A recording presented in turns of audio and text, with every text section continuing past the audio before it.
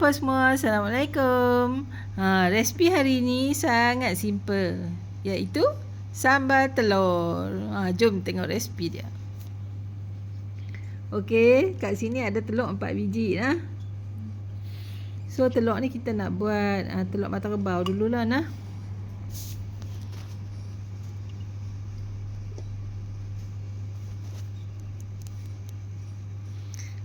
Paste bawang besar, paste bawang putih, paste cili, asam jawa, garam. Kak Sheila nak guna Maggi cukup rasa. Tak jadi guna MSG nah. Serbuk cabai sikit. Gula ni optional, hampa suka buah, tak suka tak payah buah. Of course, minyak masak. Okey, mula-mula kita goreng telur. Okey, kita pecah dulu telur dalam mangkuk. Sebab takut telur tak elok kan. Okey, bila minyak panas, kita gorenglah telur tu nah. Kak Sheila tambah minyak lagi sikit.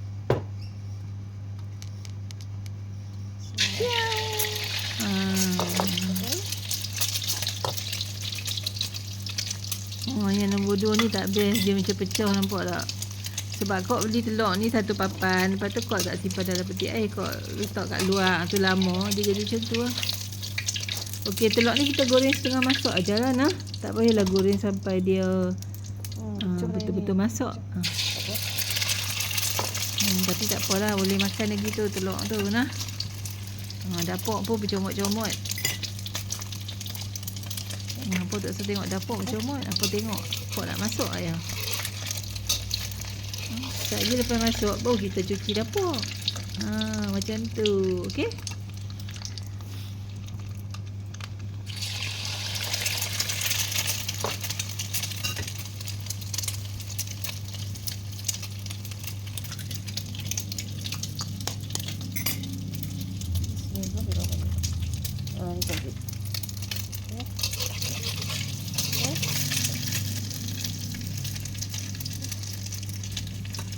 Sambal telur ni kemarin Kak Sheila masak sambal telur. Lepas tu hari ni anak Kak Sheila request sambal telur lagi. So kita masak lagi sekali sambal telur.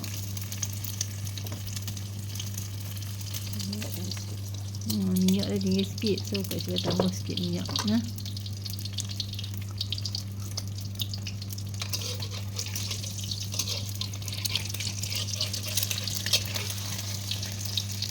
Jadi nah, sebab video goyang-goyang.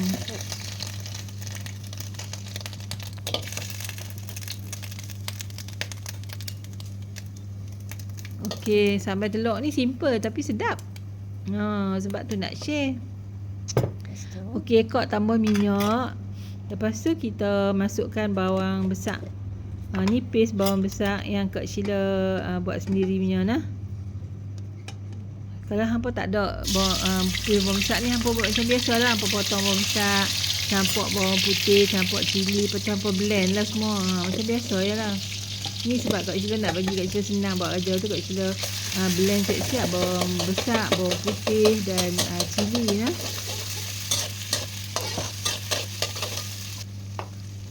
Ni paste bawang putih.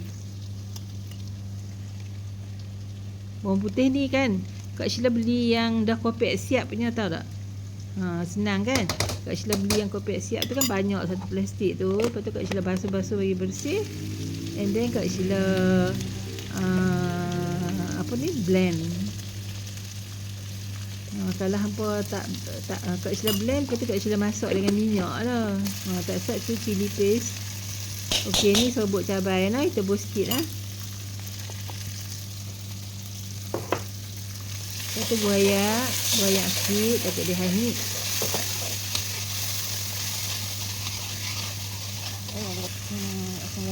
Okey, lepas tu buat asam jawa nah. Banyak tu. Kira dia punya bahan-bahan ni semua hampa kena agak-agak. Hampa agak-agak lah bahan-bahan dia. Dia tak ada sukatan yang spesifik nah. sos tiram. Okey, lepas tu kau bubur sos tiram sikit. Jangan bang ni. Sos berperisa tiram. Kak Sheila suka jenama ni ya. Okey. Kau bubur gula 2 sudu kecil. Kalau hangpa tak suka gula, hangpa takut gula, tak payah buh. Tapi buh gula sedap sikit lah nah. Garam sikit. Maggi cukup rasa. Ni nak buah Ajinomoto pun boleh nah. Lepas tu kau buah ayam sikit. Lepas tu kita masak lah.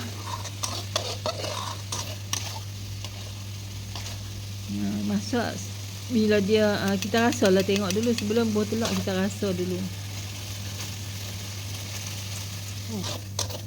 Bila dia dah macam mendidih tu kan, bubble tu bolehlah masukkan telur yang tadi goreng tu. Simple je kan. Simple je masakan ni. Kalau nak cepat-cepat, tak ada apa nak makan, bolehlah masuk buat sambal telur je.